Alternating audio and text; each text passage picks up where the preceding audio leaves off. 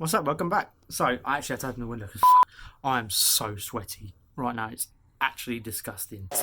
You don't need to know that at all. Quite sure why I shared that with you. But sharing's caring. That's what they say, right? Right. Real talk time now. So by the title of the video, I'm not quite sure what I've actually titled it yet, but that's what it's about. I'm going to say probably about 2 or 3 years ago, mental health to me, if you'd have said mental health, I'd have probably just laughed and said, only crackheads and crazy people suffer with mental health issues. That can be further from the truth, because I thought I was pretty normal. In fact, you know what? I am normal-ish to a degree. I suffer with mental health issues. I'm probably going to say around about under a year ago. I said to my ex, my head's fried. I need to go to the doctor because it's not normal to feel like this. So I went to the doctor and, said, like, my head is totally fried. Like, I can't concentrate on things. I can't do anything. And so basically, to put it into perspective, I suffer with anxiety a lot. Not depression so much. Well, I didn't at the time. So I'm trying to think of an example. Right, I'll tell you what, I'll give you the example that I used with the quack. Someone's outside. It's me, landlady. The analogy I used is, if you spill like a cup of milk or a cup of tea or anything, normal people, they just sort of clean it up, get on with their day, and that's it. It's not even thought about again. Whereas with me, I would spill that drink, I'd clean it up, and I'd carry on with the rest of my day. But it would affect me.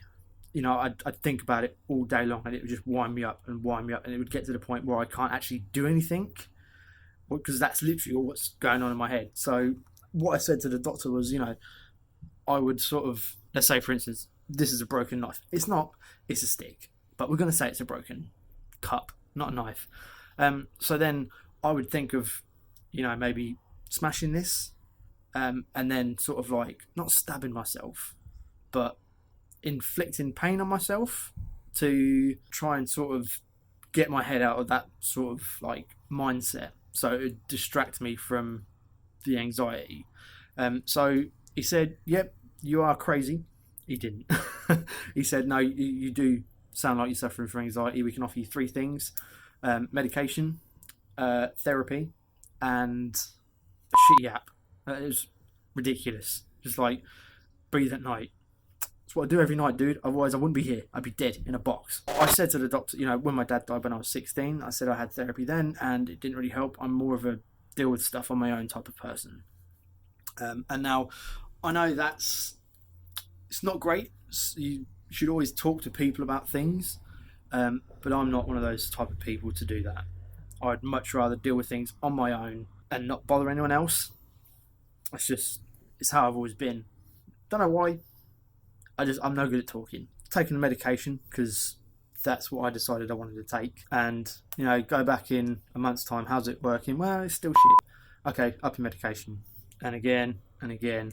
And then, obviously, I thought things were pretty good between me and my ex. I think laziness kind of got in the way.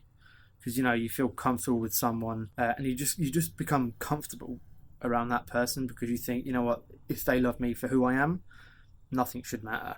So that was me thinking, everything's all gravy, and it really wasn't. So long story short, she moved out, and I also had to move out.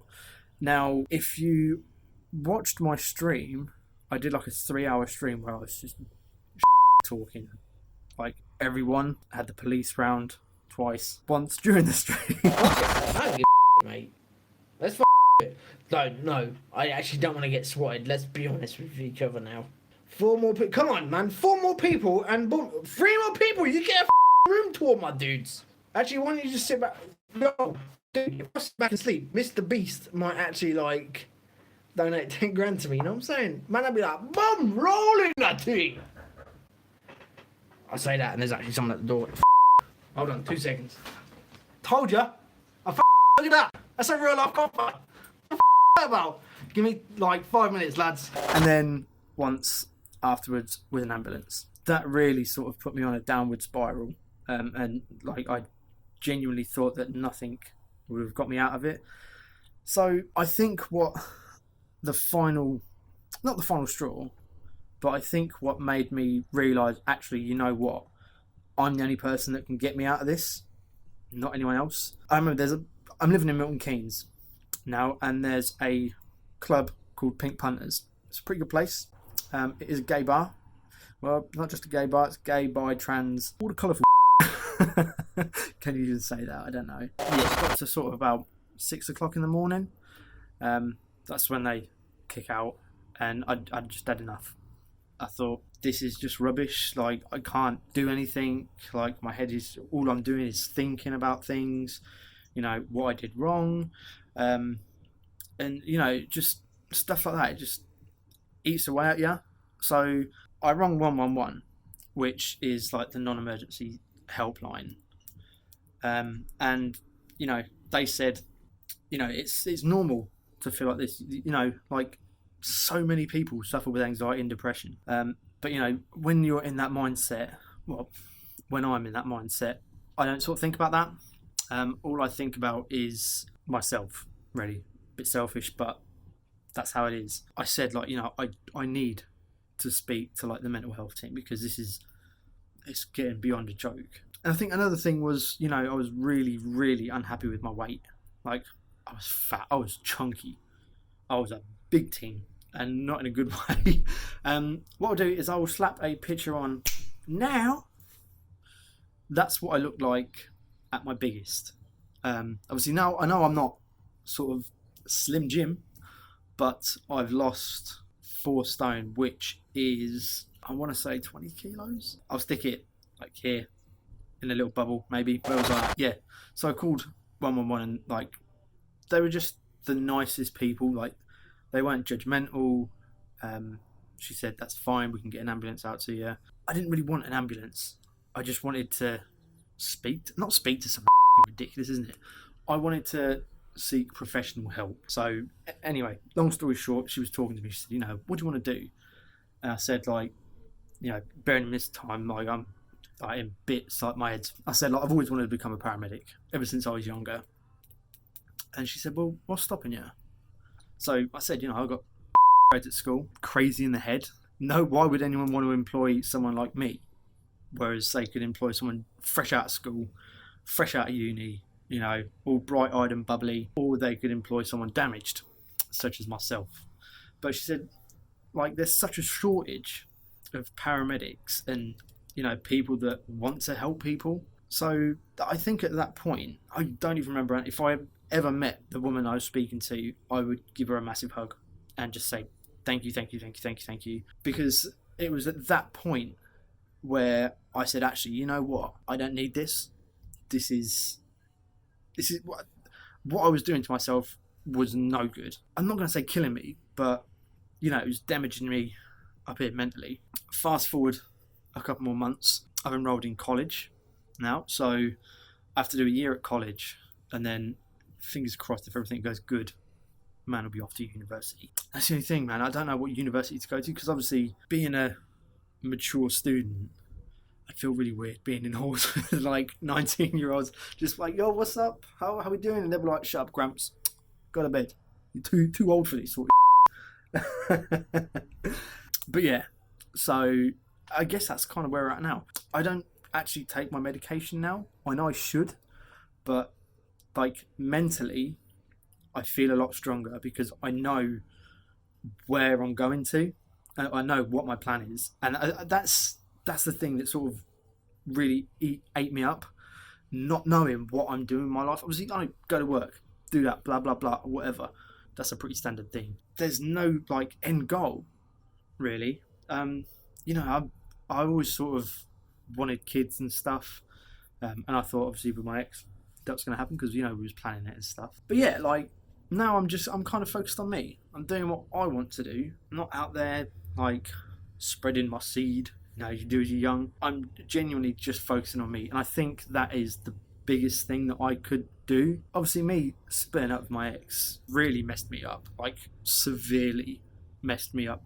But in the same sort of, it's probably one of the best things that could have happened to me. And I never thought I'd actually say that. But it's genuinely like how I feel. Like when I was with her, I was happy. You know, I thought, you know, we're going to grow old together, all this rubbish. And then just out of the blue like that, it's over. You just think, well, the only person that can't hurt me is me. So that's what I'm doing. I'm just focusing on me, doing what I want to do. Obviously, become a first aider.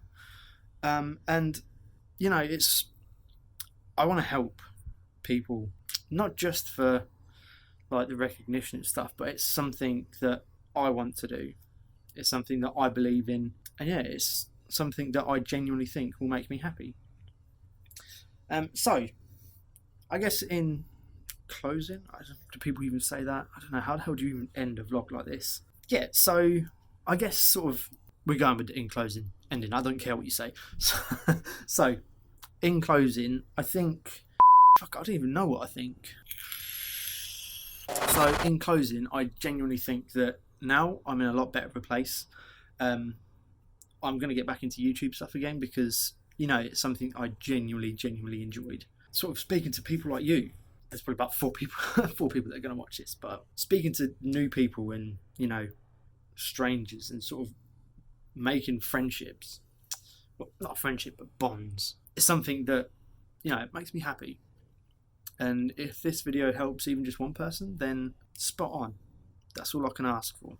But I'm going to do one more recording today, actually, and that's about my weight loss. So probably don't watch that when you're eating food, because yeah, it's gonna be naked, dude. Well, not naked, but but that won't be coming out for a couple of months because I want to sort of document my journey through being a fatso to not a fatso. I mean, there's nothing wrong with being fat, but I just, you know, man needs to lose some weight because unhealthy. But yeah, so thank you very much, guys, for watching. I do hope you stick around. Let me know what you want to see. If you want to hear random stories, I've got plenty of stories, man. I say that, my life is really boring. It's not so boring now, but it was really boring. Thank you very much, guys, for watching. Please do take care. I'm trying to think of like an inspirational thing to say at the end of the video. Don't beat each other up, I guess. Love thy neighbour, if you're religious and all that. Bye bye.